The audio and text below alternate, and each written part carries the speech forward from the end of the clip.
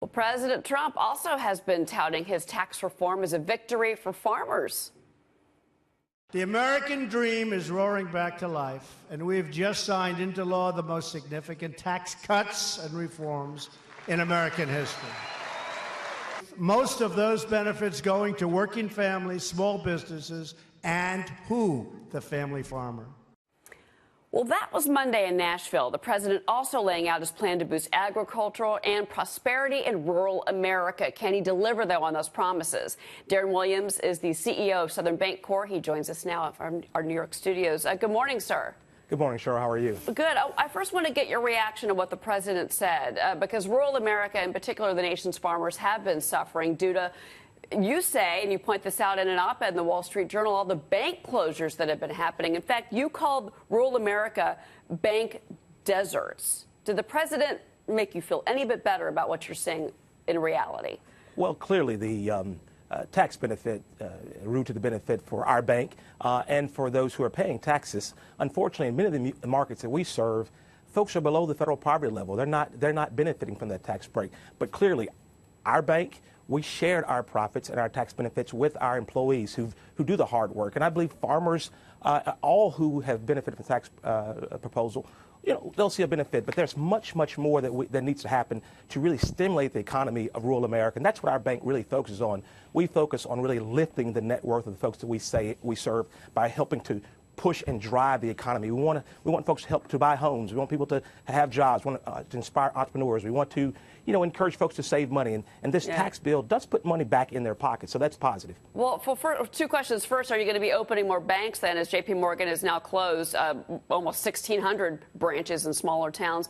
And number two, do you think that the financing is going to be a better position for those farmers, considering what the tax plan has done for them? There's going to be more capital in farmers' pockets to take advantage of loans from somebody like yourself. Well, we sure hope so. So you're right. Larger banks are abandoning rural communities. Southern, we're in a growth mode, so we're trying to grow. We are open to open new branches, to expand. The further a business moves away from traditional source of capital and credit, the more costly their borrowing is. So we're looking to grow. We're raising capital. We're looking to expand, and we want to be the answer to small businesses who need capital in rural America. I want you to listen to something that President Trump talked about, and that was NAFTA. Listen to this. On NAFTA, I am working very hard to get a better deal for our country and for our farmers and for our manufacturers. It's under negotiation as we speak. We want to see even more victories for the American farmer and for the American rancher. So let me ask you this, Darren. He's talking about making changes to NAFTA, but don't many farmers like NAFTA? Isn't that helpful to their business? Sure, you're exactly right. The farm sector has been one of the real proponents of NAFTA. They've actually benefited from NAFTA. So obviously we're going to be carefully watching what those changes might be, because it has been a benefit for farmers. What about the issue of the labor shortage in this country? We're having a huge immigration debate right now in the country, in Washington. But these farmers have already complained that they don't have enough laborers to get the work done. Wouldn't immigration in its form that we've been discussing make it worse on American farmers?